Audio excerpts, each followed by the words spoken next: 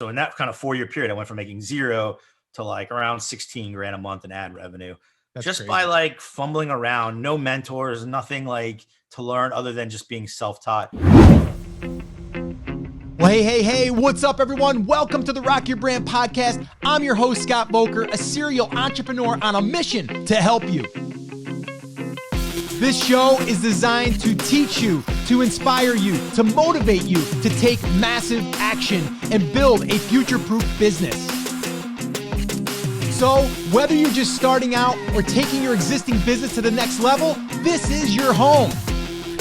Now, if you're ready, I'm ready. Let's rock your brand. What's up, guys? Welcome back to another episode of the Rock Your Brand podcast. This is episode 918, and I am fired up today because we've got another featured guest here on the podcast, and his name is Chuck Mullins. I met Chuck when he actually came to Brand Accelerator Live as one of our sponsors through Quiet Light Brokerage. He was the guy that showed up at our cocktail hour, which turned into 3 hours, and he really just dove into a whole bunch of different businesses and different things that he's learned through his, I think, like 19 or 20 years of being online, and just crazy stories and a lot of insight. So what I decided to do is get him here on the podcast so we can unpack his story a little bit more and learn a little bit from what he did right out of college, or actually in college. I think he said he was making like $16,000 in college per month, that is, with this weird thing that he was doing with his website, which it's not really that weird, but it's kind of strange, and it was definitely strange at the time. But you'll have to stay tuned to hear what that is. But really, in this episode, it's just a casual conversation of me and him unpacking his story. I'm asking him some more questions. And then he also, because he has dealt with a lot of businesses that he's bought and sold, and he's also doing that for other people right now as a broker for Quiet Light Brokerage. So he gets to see a full range of businesses. And he's going to let us know what he likes, what he doesn't like, what he'd like to see more of, and really how you can capitalize on what he's done and what he's learned over the years. So that's what you're going to be able to capitalize on yourself here during this podcast.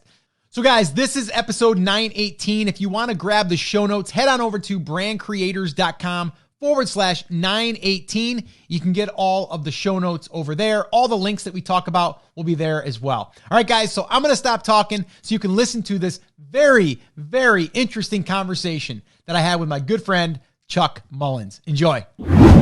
All right, Chuck, welcome to the podcast, man. I'm fired up to have you. Can't wait to dig into some of your stuff. So what's happening, man? How you doing? Doing well. How are you? I'm doing great. And you know, it's funny. You were at Brand Accelerator Live, our little happy hour at the end. It actually turned into about happy 3 hours. And you were really dropping some knowledge bombs there. And people were like, okay, I'm going to set my drink down and talk to Chuck here for a minute. So I wanted to get you on because I know you've been at this for a long time. I know that, you're one of your main things now is Quiet Light Brokerage, Joe Valley, good friend of mine, and everyone over there.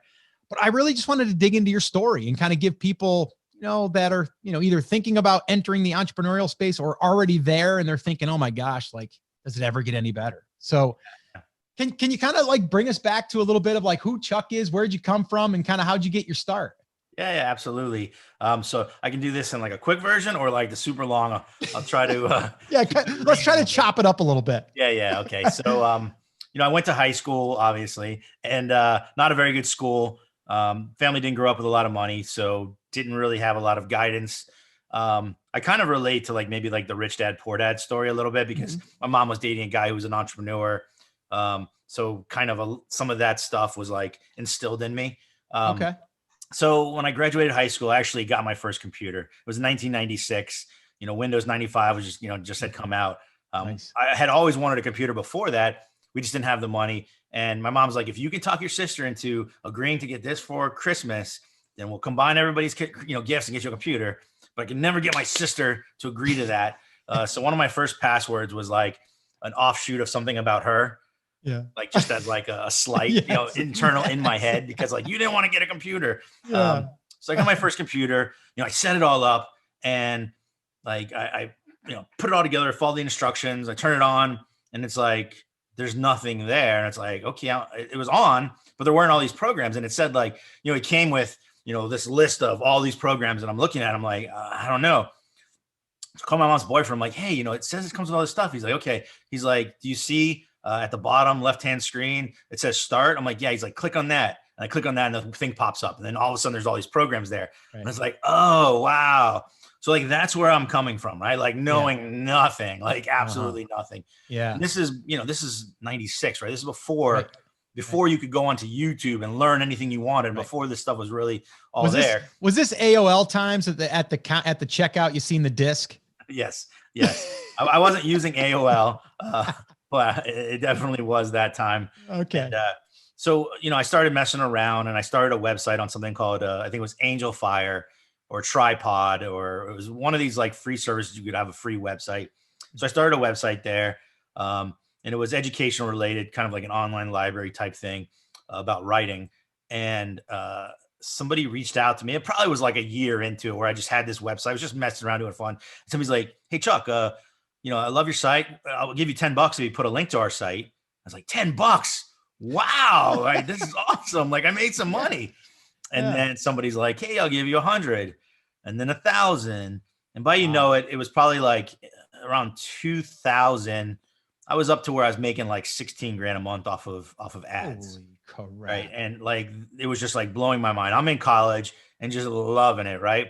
And then 2001, the internet bubble burst, the whole Enron thing, all that stuff. And that ad money just dried up, because all these guys back then, they were getting all this money out of, Silicon Valley and all this stuff, and raising all these funds and just like throwing it at people. And I'm like, yeah, I'll take your money. That's fine. Like, I knew that they weren't going to be able to recoup what they were paying in ads back then. Right. But sure, you want to pay me, I'll take it. Right. So then all that ad money just like dried up overnight. So it was like kind of like a 4-year period there where, I started with nothing, had zero knowledge. I went into computer engineering for school. So, but like, I wasn't really learning anything about the internet, because there wasn't anything to learn about the internet back then, as far as like websites. And, so in that kind of 4-year period, I went from making zero to like around 16 grand a month in ad revenue. That's just crazy. By like fumbling around, no mentors, nothing like to learn other than just being self-taught. I remember one of the first big amounts of money I made back then there was Excite, was one of the search engines, and like Alta Vista. And I had a guy, he's like, hey, Chuck, and he was a competitor of mine at that time. Use that term loosely. And he's like, hey, if you can get me like in the number 1 to 3 spot on this, Excite search engine, I'll give you like, I forget what it was, $1,000 a month or $700 a month. I was like, yeah, sure. Let me see. So like, I took his page, I looked at it, and then I went to the search, I typed in the keyword he was looking for. And then I literally just like counted how many times the keyword was there versus like the total amount of text, right? The keyword density, and just applied it to his page and got him like the number 2 listing.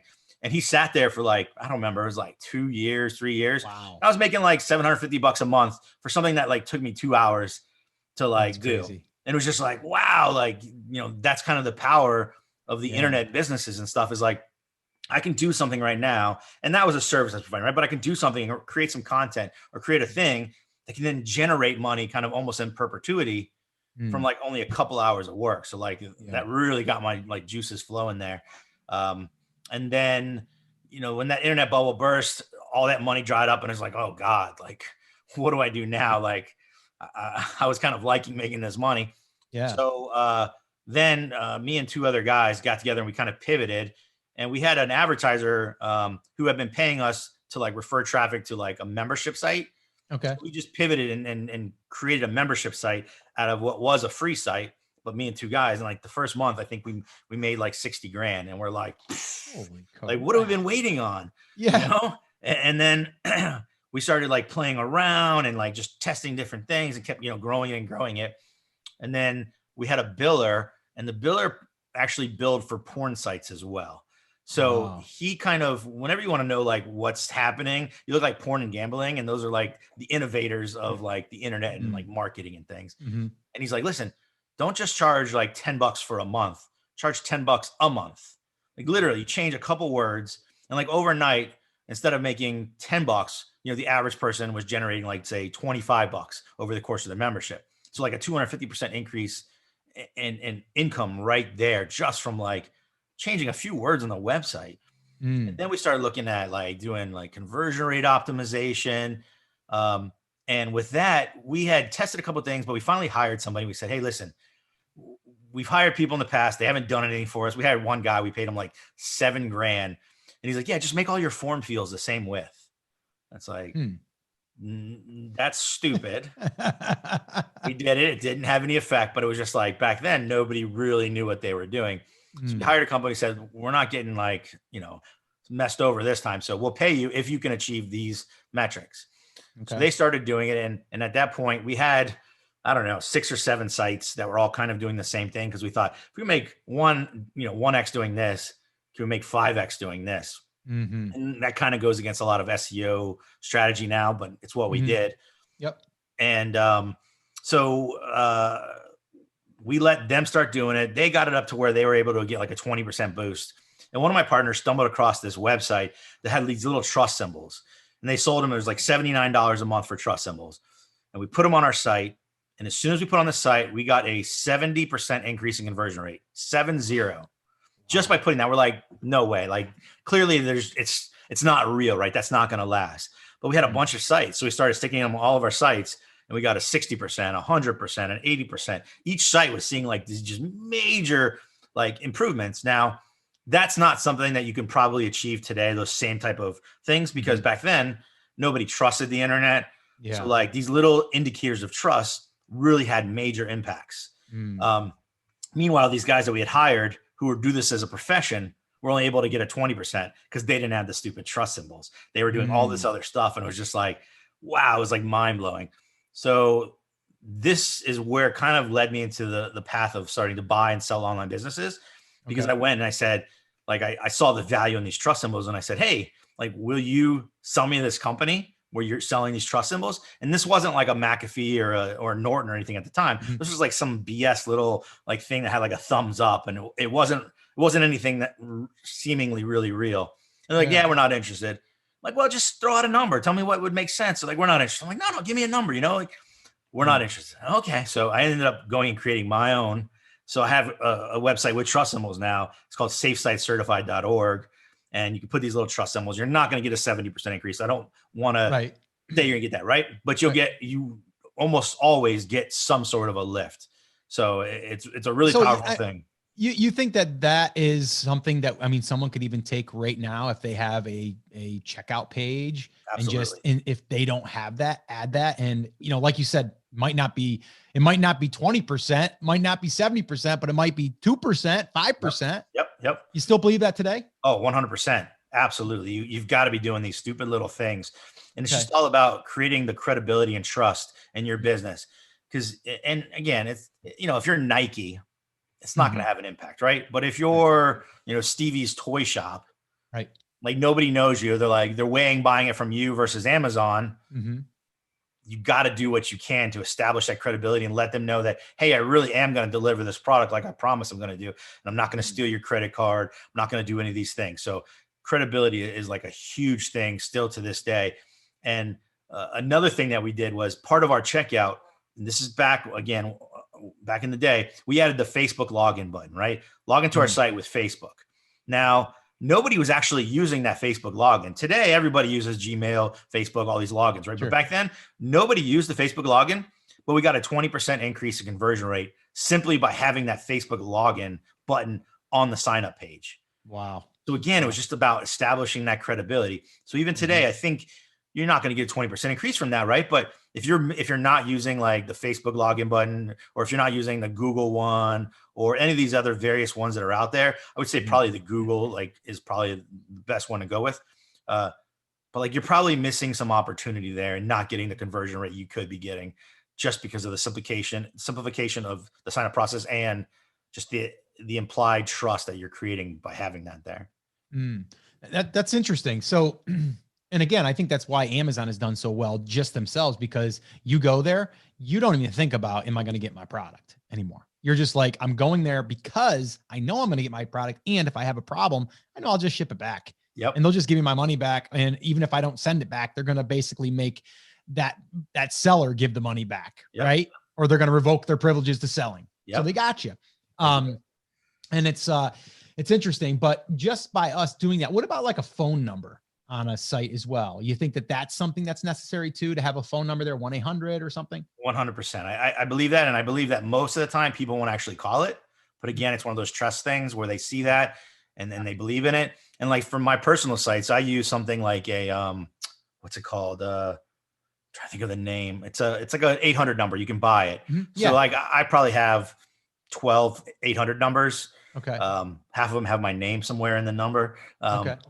But, Nice. but I'll set up and I'll go to like Fiverr and I'll pay somebody and I'll pay them $20. I'll give them a script and they read the script and we just have a phone tree and, Okay. they call up the number and they're not actually going to get somebody. Hi, I'm sorry. We, can't get to the phone right now, blah, blah, blah. Right. And I just got a professional sounding voice. I Mhm. don't use myself to do it. Somebody who's got like the mic and all that stuff that it's just going Sure. to be nice and crisp. Not only do we use that for like the sales process, Mhm. but also to alleviate chargebacks. So in the Ah. business that we were in with the recurring revenue, chargebacks was an issue. We'd have Mhm. way too many. And back in the day, before we knew any better, it was just like we don't issue refunds. Like you signed Mhm. up, you're paying whatever. Like we were pretty Right. cold about it. But Right. now, like chargebacks being such an issue in general, like we'll give people a refund almost no matter what because it's just Right. not worth it. And one of the things we were finding was people would look at their credit card statement, they wouldn't recognize the charge. And by the way, now it's no longer $9 because we did price testing. We found that 1999 was the best price that Okay. again increased profit by like 30%. So price testing is a big thing to do. But Mhm. they see this and they'd be like, I don't remember this company. And then they would call up their bank and they would do a chargeback. And one time, I remember I got a call. It was a voicemail where I didn't answer, and it was the credit card company and the person who had called, and they didn't realize that they were leaving a voicemail on my phone. And she's like, "Okay, well, I heard the customer service person said, okay, well, we'll just go ahead and issue a chargeback. Don't worry about it." And the lady's like, "Oh, but they just said that they'll give me a refund. I just have to contact them." Yeah. She's like, "Oh, but we'll just do the chargeback." And Oh it's like, no. what? Like, you're totally like messing us Yeah. up, like by doing Yeah. that, right? But like, Yeah. it shows that the having that kind of voicemail there that says, "Hey, like I understand," like, and we had a different number that went on the credit card thing that they Mhm. would call and said, "Hi, if you're calling to get a refund, we'd be happy to issue one." Blah blah blah. Just totally like said, "Hey, we'll give you a refund." Right. We noticed a significant drop in chargebacks just by doing that, just by making Wow. it easier, Mhm. at least somewhat easier by the phone call. So you got to Sure. figure out where the chargebacks are creating because like you don't necessarily want it to be like on your homepage and like Mm. oh cancel my account, right? Like Yeah, yeah, yeah. maybe you want Right, to make it right. a little bit more difficult than that. Yeah, yeah, yeah. No, that makes sense. Okay, so it sounds like, I mean, you one thing kind of led to the other to the other. Let's dig into a little bit of, I want to get into like right now, currently, like what you look at as far as like, and for you personally, it doesn't mean that there's any, we know business models all work in their own right, but like, I want to talk about like if you're starting one or you're buying one, what does it look like for you personally, that you get excited about? And Yeah. just for people that are either building one or that might want to even acquire one, like what are things that you're interested in? But before we get there, what are some things that you would say would be learning experiences from things that you either started and didn't work out or tried and didn't work out and then you either kicked yourself later or whatever? Give us something there to chew on a little bit, because I know we can all talk about all of the wins and all of the stuff, but like what's something that you have learned by building businesses online for this many years? Yeah. So entrepreneurship is just a roller coaster ride. Like Mm, it's never going to go 100% right 100% of the time. You've got to, have a war chest, be able to ride out the down times in order to get back up to the good times. This is particularly true if you're like getting a lot of traffic from Google. mm, Most of my mhm. sites were all content. And at one point we were getting, I forget what it was, but like say 30 million page views a month on some of these sites. And we would rank like anything I searched for, we were in like the top 10 to 20 search results. Wow. Like it was incredible the amount of traffic we were getting back in the day. Um, and Google would do an update and all that traffic would go away. I was like, Yeah. oh man. So we have to Yeah. come up with a new strategy and figure out a new way and do new things. And meanwhile, it's not doing what it was doing. So lots of ups and downs, and just sticking with it, and just adapting and figuring out and pivoting. Right. The thing with when 2001, the internet bubble burst, like that ad money dried up. I could have just walked away at that point and been like, okay, I'm done. It was a great ride. But we pivoted and started trying to charge, a membership fee instead. And that worked well. So you just you got to have enough money in the war chest to be able to ride out those downtimes. And maybe some of the things that I haven't done quick enough. I hear it a lot of people say, like, be slow to hire, but quick to fire. Like, I hate firing people. There's nothing worse. And I've had people I've had on the payroll for 6 months, 8 months, a year, way longer than I should have.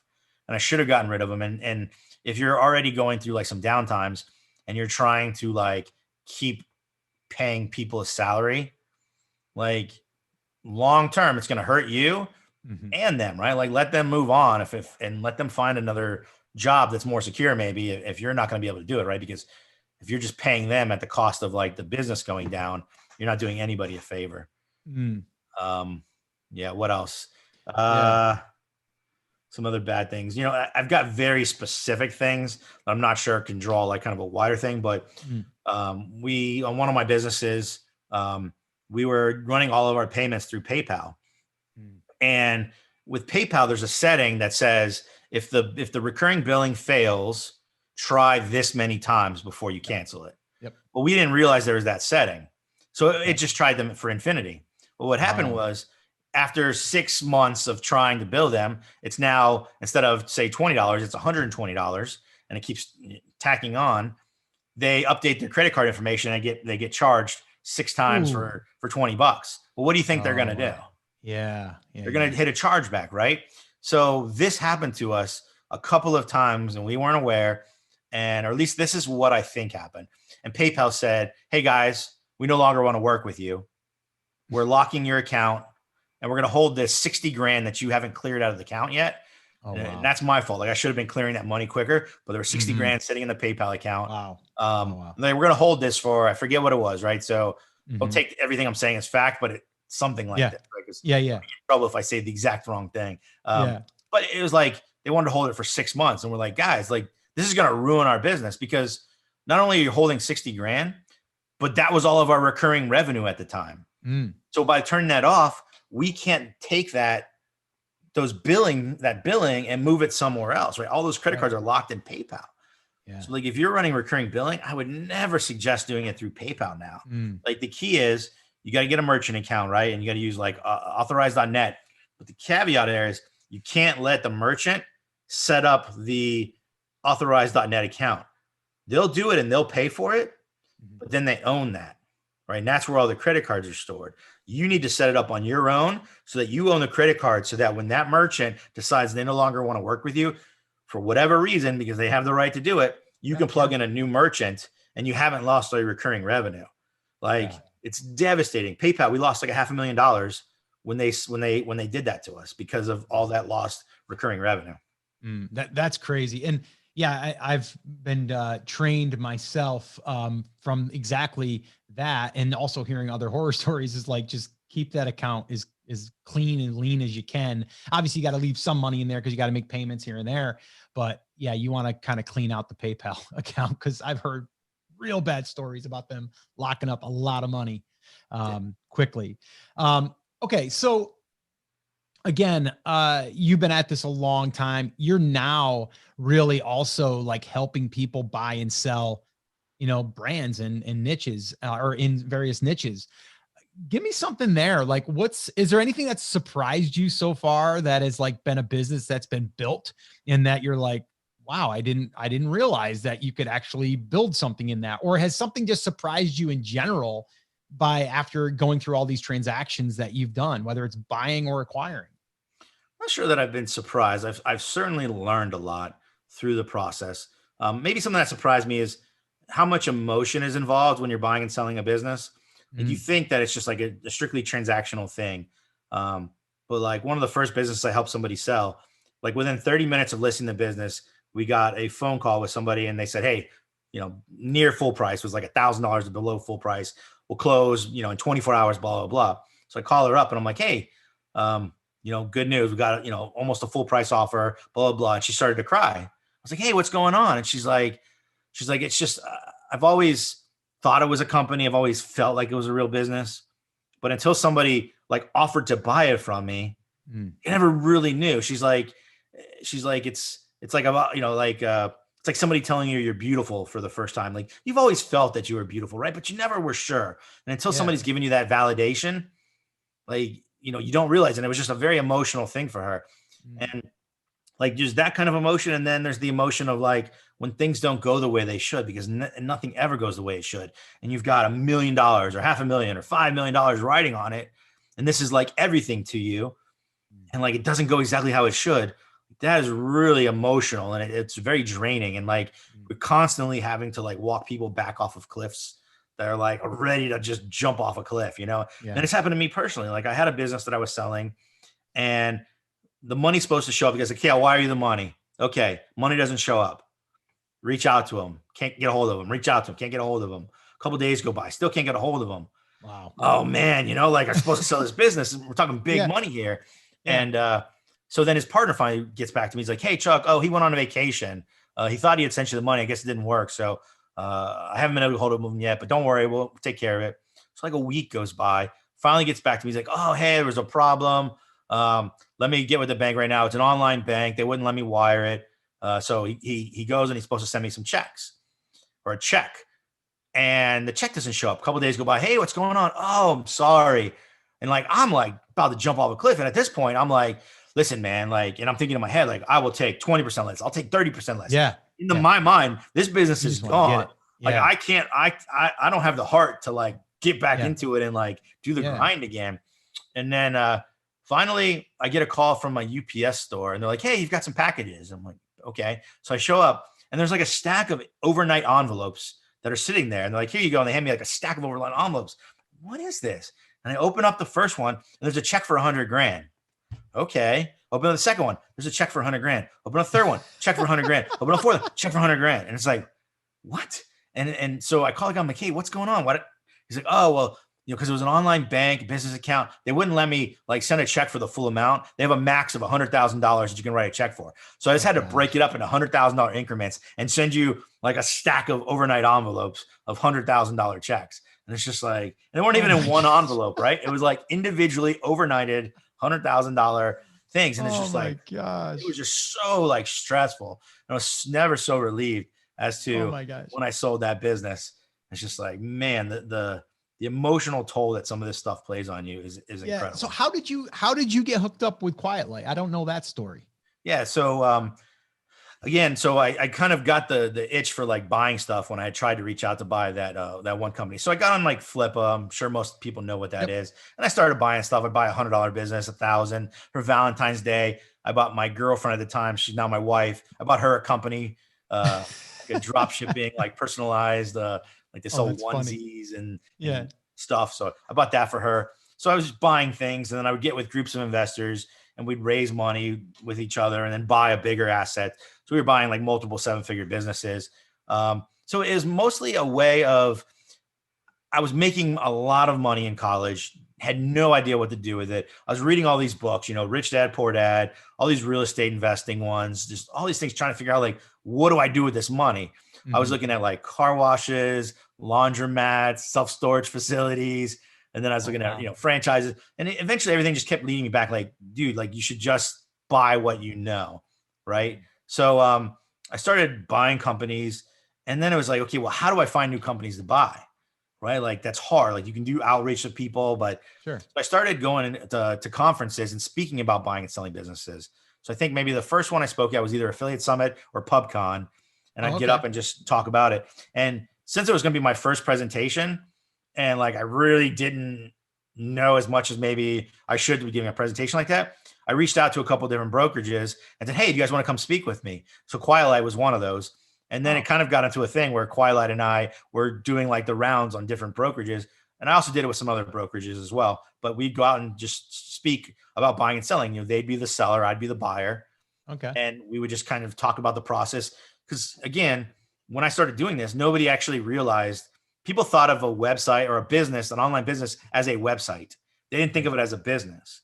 So they didn't really necessarily realize that this is an asset that they could sell. I was like, yeah, it's making me 10 grand a month, right? What does that mean? Well, that means that it's Yeah. 120 grand that you Yep. could put some sort of a multiple on and then Yep. cash out. Right. So Quite like quickly started trying to recruit me to come on board. And it's like, guys, like I'm making way too much money with all my other things to be a broker. And they kept on asking me, as well as some other brokerages were asking me.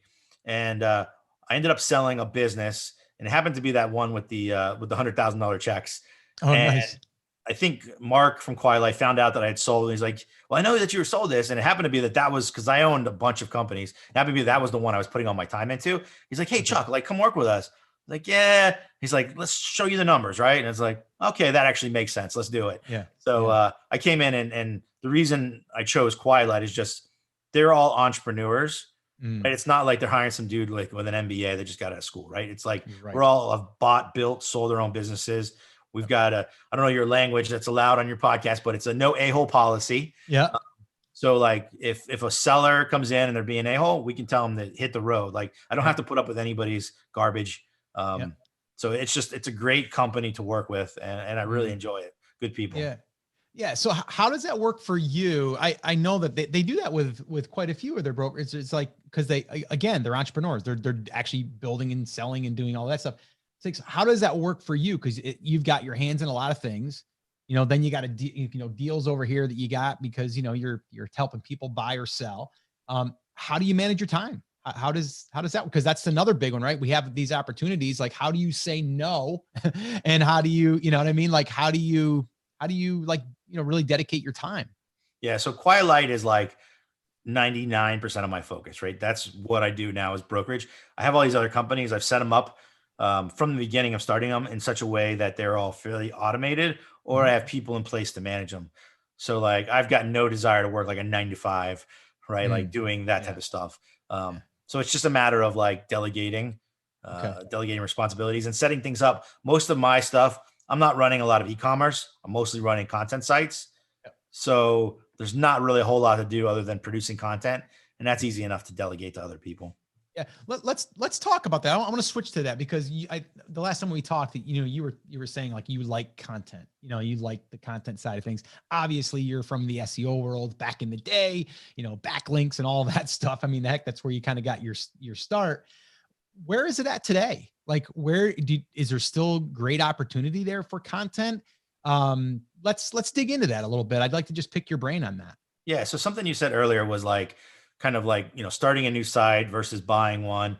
Mm, So like it's self-serving for me to say this, but it's what I truly believe. And that is like if you want to get into it, you can either start it or you can buy it, right? And it's do you have more money or more time? If you've got mhm, more time, then you start something, right? If you don't have the cash to buy something, then you start it. But what is it? 9 out of 10 businesses fail or whatever. mhm. And Yeah, with yeah, yeah. content sites, it's probably way higher than that. But if you buy something, if you've got that money, even if it's not a whole lot, if you can just have somebody else prove out the model, Mhm. then you can stand on their shoulders and do what you're good at and grow it from there. So I like Mhm. that a lot better where just let somebody prove out a model, let them get past that 90% failure rate to where Yeah. now it's probably going to be a significantly lower failure rate because they've already proven something out. I think starting a content site now from scratch, it's very different than when I was doing it a long time ago. Back in the day, it was about the technology, like who could master the technology because like there wasn't all this information. There wasn't WordPress back then. Most of my content sites aren't on WordPress. Like I've been moving some of them over to it, but they're all like custom things that I built like out of Yeah. PHP, CGI, and all these things. Um, so I think it's shifted from technology now to marketing, right? So now the people who are really successful are marketing and they're using different tactics, not just SEO, but also, social media, right? Instagram, all these different things. Mhm. So that's probably not where my strength is as far as like the marketing aspect. I think I'm pretty good at it, but I Mhm. was more on the technical. So I like the idea of standing on somebody's shoulders and just buying what they've done and then grow it from there using various tools and things to do that.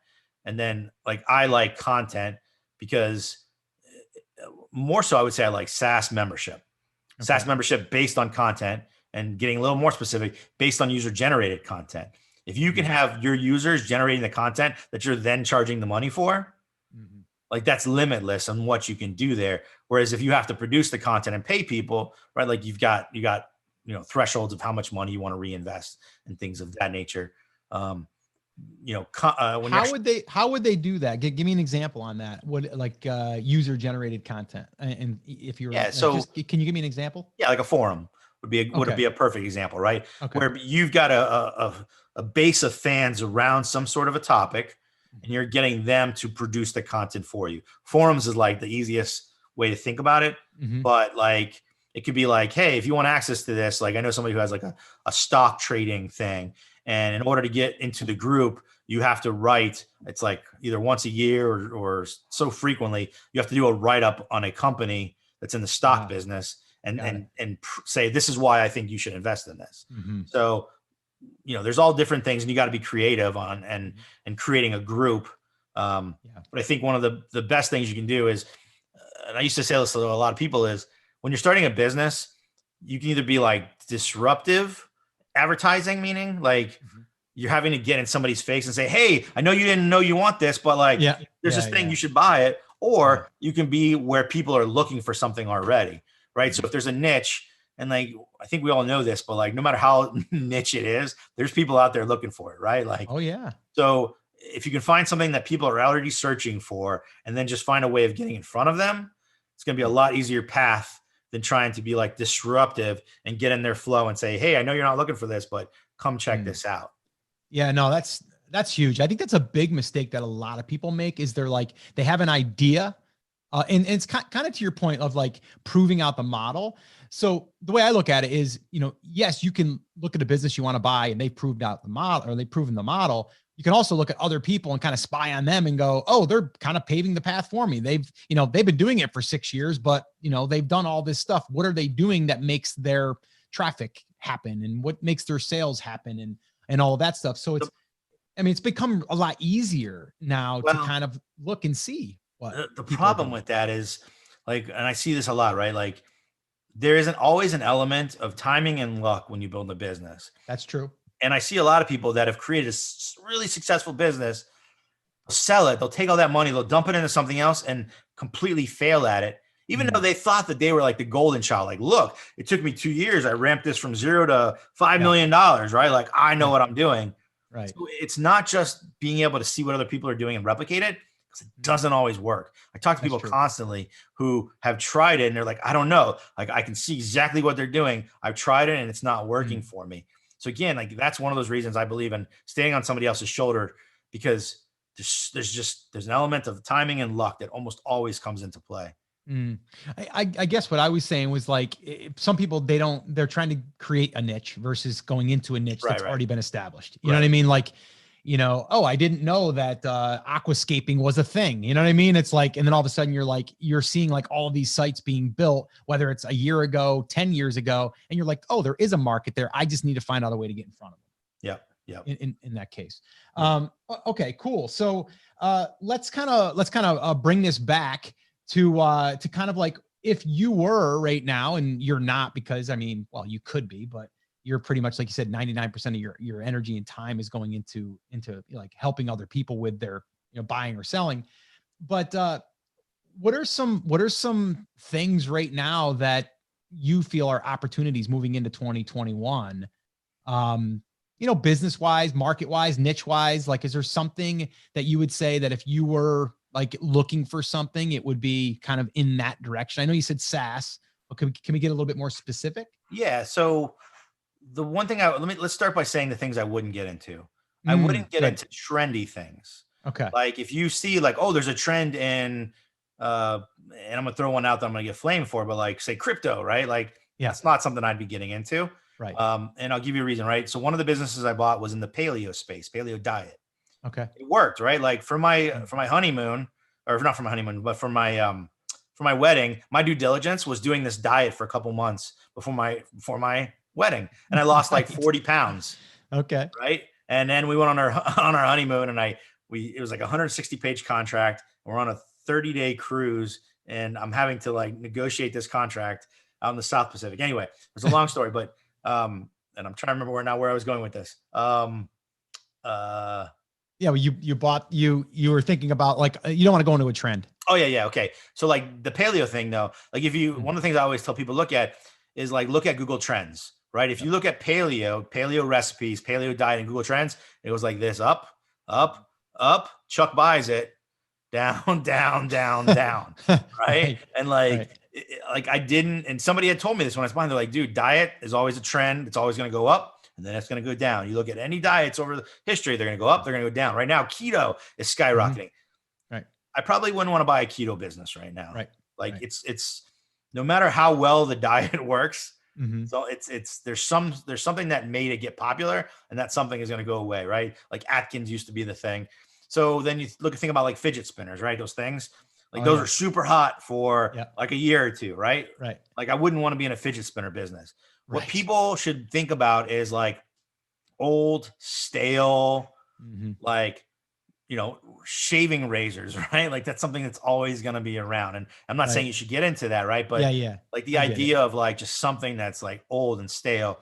And when I talk about like why I'd want like a recurring revenue type business, membership, SaaS, anything along those nature, is I've learned enough times by getting whacked by Google that when you've got a business, right, and you're growing and you're making your money, if you've got, let's say, a content site, right, and your traffic goes away, like tomorrow, the traffic goes here, so does your revenue, right? So does all your profit, and it goes to zero. And now what do?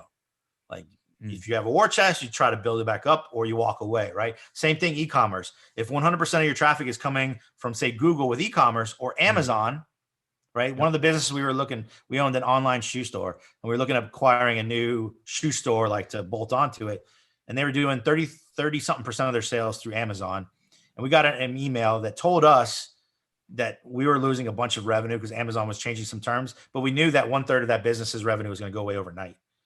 Right. So we no longer were going to buy it because they didn't want to change the terms. But what if that was 100% of their business? What if 100% of their business was Amazon, and Amazon at their sole discretion decided to change some term, or they didn't like you, or they didn't do this?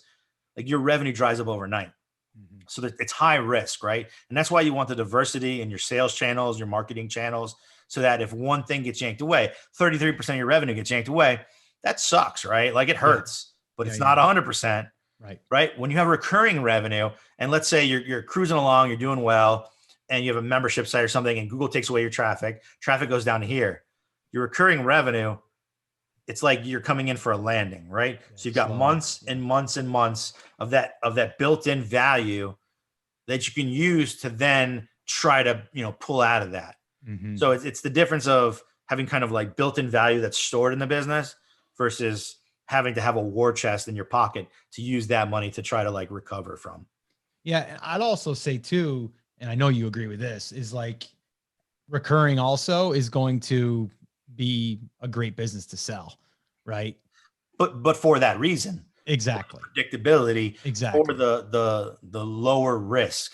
Exactly. Right. The higher the risk, it's like the inverse. The higher the risk, the lower the value. The lower the risk, the higher the value. And risk is like a lack of diversification, right? Like single points of failure. So when you've got 100% of your business that's Amazon with a single supplier that's in China, right? Like, and like it requires you for some reason, like that's just one risk after another risk after another risk. And people who are thinking about buying it are going to see that, and they're going to penalize you for that.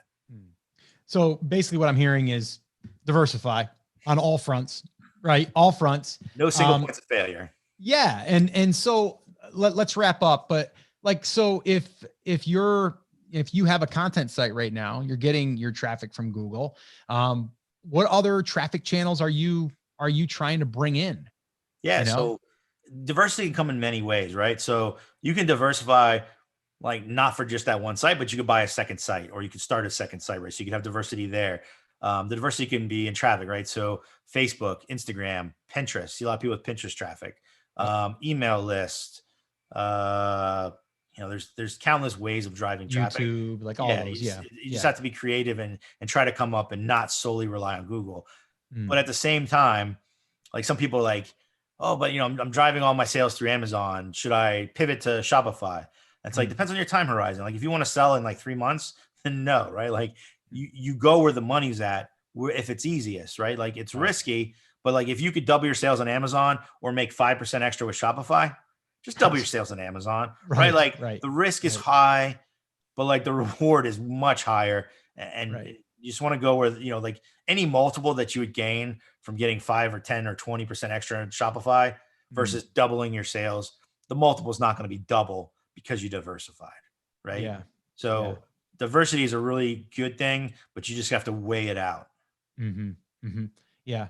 No, I agree. And it's one of those things. And it's what I've always said though. It's like you're building, like you've over the years, I myself, it's like you're building up a skill set of like all of these different things that you can plug in and play with. And also, like you said, you're actually, you'd rather take money, not time, and buy something that's at least up and running and moving, and then you to go and poke some holes and go, oh, I could fix all that stuff, right? I could put that little security badge on that page because it's not there and boost my conversions, or, so I think that's important for people to also hear, is that, your first business probably won't be your most successful business, because you're going to learn from that, take the lesson on to the next one, and hopefully, learn throughout each and every, venture that you get yourself into. Yeah. And Um, you just pointed out a really good thing that I always like to tell people. So like when I want to buy a business, I want to find a thing that when I look at it, I'm like, that thing's making how much money? That is making how much? Really? yeah, yeah, Wow. Like I could fix that. And people get into this mentality of like when they're getting ready to sell their business, they think about it like they're selling a house, right? When you sell a house, what's the last thing you do before you sell it? You paint the walls, you put some mulch out, you plant some new flowers, you right. fix that light switch that's been broken. Like you do all these things to get it ready to where it's pristine and ready. When you sell a business, don't do that, right? Like Mm, do that a year from a year before right, you're ready to sell. right. Because when you make that switch, if I fix that light switch and that makes me an extra 10 grand a month, if I try to sell the business tomorrow, I Mm, haven't captured the value that I've created, but I've removed the opportunity that a buyer might see. If I did it a year ago and it made me 10 grand, I've now made 120 grand times a 3x multiple. mhm. I've created $360,000 in value. If I did it last week, I've removed the visible opportunity that somebody would see and haven't actually captured the value. Right? Maybe I got 10 grand, which is like 30, right? Mm, So like you really want to think about these things and plan your exit well in advance so that you can capture that value and know that people are looking for opportunity. Don't change your images a month before you're ready to sell, right, right? Like because it was ugly. No, I want to buy a company that's ugly because right. I can tweak those things and make it make more money. Mm. Yeah, no, you got to leave some opportunity there, right? Like, I mean, yes, who wouldn't want to walk into a business and go, I don't have to do anything. But in the same breath, by seeing the opportunity, it actually gives you more incentive, because then you're like, oh, we can actually see how we can grow this, not just keep it as is. But think So, about this. Would you rather walk into a business and say, I don't have to do anything. It's making this much money. mm, But I see that there's all of these opportunities because you can walk into a business. You don't have to do anything just because the images are ugly. You don't have to fix them. no, You can just keep it status quo. right, Right. right. But there's all of like, who wants to buy the perfect business? Mm, There's nothing but down from there. right, Literally, if every single thing is like buttoned up and just perfect, right. what's left for me to do? Yeah. Yeah. No, those are great points. All right, man. Well, hey, this was fun. We'll have to probably catch up with you in a year from now and see what's happening after this post pandemic, and see everything that's going on there. But let people know how they can get in touch with you, and whether they want to talk about, their current business or maybe buying one or whatever. How would they get a hold of Chuck? Yeah, so you can just reach out to me via email. It's just chuck@quietlightbrokerage.com. You can look at Quiet Light Brokerage. Anybody would be happy to hop on a call and chat with you. Even if it's not about selling your business, always happy to hop on a call and chat. Like I like talking to people. So feel free to just reach out to me again, Chuck at Quiet Light Brokerage, and we'll set up some time to chat. And what kind of going off of what I was just saying, right? Like don't wait until you're ready to sell your business. If you're thinking you'll ever sell your business, start taking the steps now to get in a position to sell it a year, 2, 3 years from now. It's never too early to start that. It's definitely sometimes too late.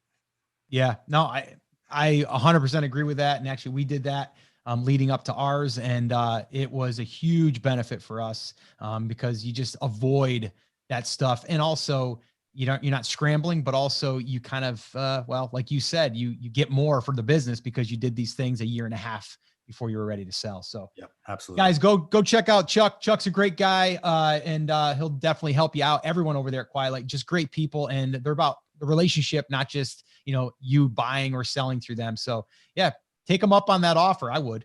Anyway, Chuck, thanks, man. I appreciate you. Happy holidays, by the way. Happy holidays. And thank you everybody for watching. Appreciate your time. All right. Well, there you have it. I wasn't kidding, right? Another great episode with another great guest. And I am just so lucky to be able to sit here and have these conversations and record them and share them with you.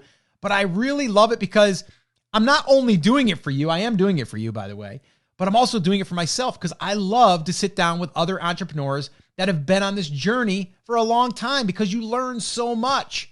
And like Chuck said, it's a roller coaster. We're on a roller coaster. And if you want to be an entrepreneur, you gotta sign up for that. And what I mean by that is you have to understand that for the most part, you're going to have ups and downs, right? But you're going to learn from it as well, right? And you're going to decide what risks you want to take, what chances you want to take, and what things that you want to focus on. And as you evolve, things will change. And if you have a business that's sellable, then you can just go ahead and sell it. And you can reach out to someone like Chuck at Quiet Light. All right. So guys, if you do think that your business right now that you have is something that you want to sell in the future, even if it's 2 years from now, definitely reach out to Chuck or someone over there at Quiet Light. Those guys are so great because they'll sit down with you for free and they will not pressure you to sell because they want you to sell when the time is right. And they really are just about establishing relationships. So definitely reach out to Chuck, even if you just want to pick his brain. I mean, Chuck basically said, just reach out. And if there's anything that you need help with, let me know. And I'll be more than happy to give you a hand. So take him up on that offer, guys, right? Like, I mean, he's got a lot of information up there. All right. So let's go ahead and take advantage of that. And he's telling you to. So go ahead and do it. All right. The show notes can be found at brandcreators.com/918. And well, keep an eye out for the next episode because we'll be doing a jam session after this episode, which is on Fridays. And if you want to be part of our Take Action Morning Crew, all you need to do is head over to takeactioncrew.com and you can join us over there. All right, guys, that's it. That's going to wrap it up. As always, remember, I'm here for you. I believe in you and I am rooting for you. But you have to, come on, say it with me, say it loud, say it proud, take action. Have an awesome, amazing day, and I'll see you right back here on the next episode. Now let's rock your brand.